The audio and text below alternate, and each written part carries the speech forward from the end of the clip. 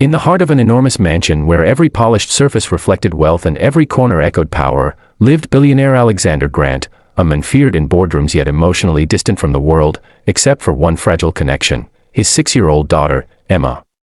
Emma wasn't like other children. She had a rare neurological condition that made her sensitive to loud sounds, bright lights, and sudden changes, causing her to withdraw into a shell of silence where only a few people were allowed. After losing his wife years ago, Alexander became even more protective, hiring the best doctors, the best tutors, and eventually, a gentle maid named Maria who had a quiet calmness that soothed Emma in ways no professional ever could. Maria was soft-spoken, compassionate, and treated Emma not as a job, but as a child who deserved patience, love, and understanding. One stormy afternoon, when thunder rattled the windows and shadows danced across the mansion walls, Alexander returned home early from an international meeting, exhausted, frustrated, and tense.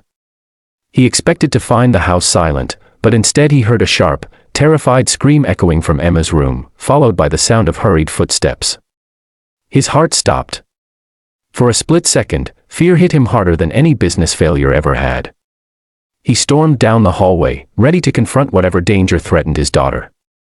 But the moment he pushed open the door, the scene before him froze him completely. Emma stood trembling in the middle of the room, her hands covering her ears, her whole body shaking from the thunder outside.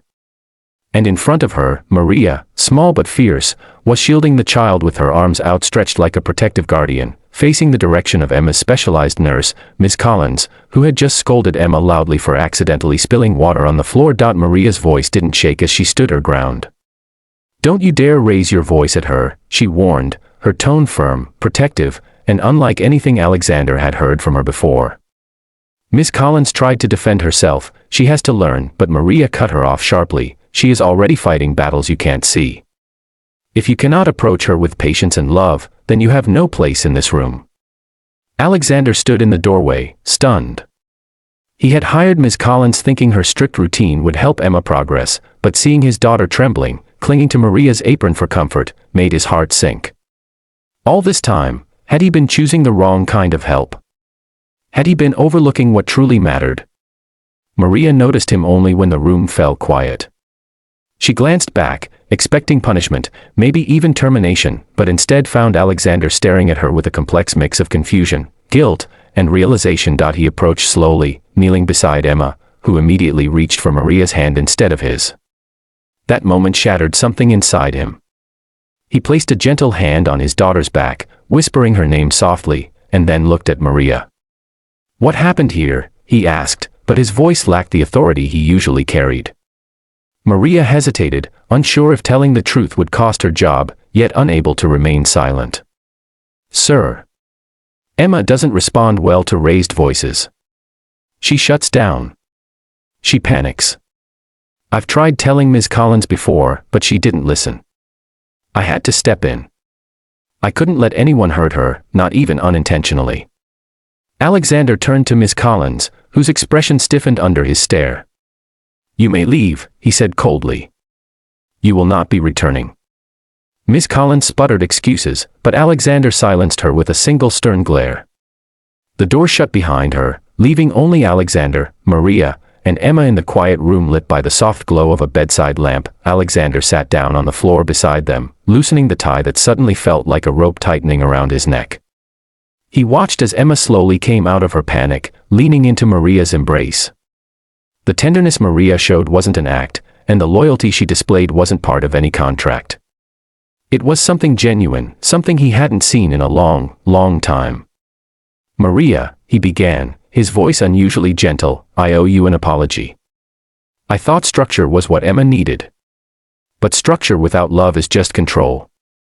You've been here for her in ways I didn't even realize." Maria shook her head softly. "She's a wonderful child, sir. She just needs someone to understand her world."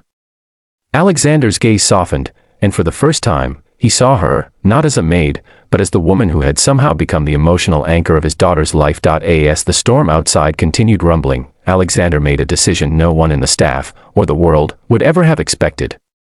"Maria," he said slowly, "I want you to stay. Not as a maid. Not as staff. But as Emma's caregiver, and someone I want to trust with more than just responsibility." Maria blinked, stunned. "Sir, I don't understand." He exhaled deeply, the weight of years leaving his shoulders. "You protected my daughter, even from the people I hired. You've shown her more warmth than this entire mansion ever has. And I want to give you both something I've failed to give for too long: respect, stability, and trust." He offered to fund Maria's education, increase her salary beyond anything she had ever dreamed of, and even gave her a private room near Emma's southwest she could stay close when thunderstorms terrified the child. The staff whispered. Rumors spread. But Alexander ignored all of it because he finally understood something money had blinded him from. Emma didn't need luxury, she needed love, and Maria had given it freely. Over the next few months, Emma bloomed like a flower finally touched by sunlight. She spoke more words. She laughed more often. She even held Alexander's hand willingly, something she hadn't done since her mother died. And every time Alexander saw Maria guiding Emma gently through the garden or reading her bedtime stories, his heart softened a little more. Then one evening, while watching Maria help Emma paint on the balcony, Alexander realized the mansion no longer felt cold, because Maria had brought warmth back into it. He approached her quietly and said something that changed her life forever. "Maria, you saved my daughter. But you also saved me. I don't know what the future holds, but I want you to be part of it, not as an employee, but as family." Maria's eyes filled with tears. She had taken the job to survive, never imagining she would be seen, valued, or respected in this way. She accepted, not because of the wealth, but because she had grown to love Emma and had begun to see Alexander not as a distant billionaire, but as a man trying to heal. And for the first time since tragedy had struck his life, Alexander felt a small spark of hope that maybe, just maybe, love could return in the most unexpected way. And as this emotional story unfolds, dear viewers, if you love heart-touching stories full of twists, love, and humanity, then make sure you subscribe to the channel right now, because more powerful stories are coming, and you won't want to miss a single one.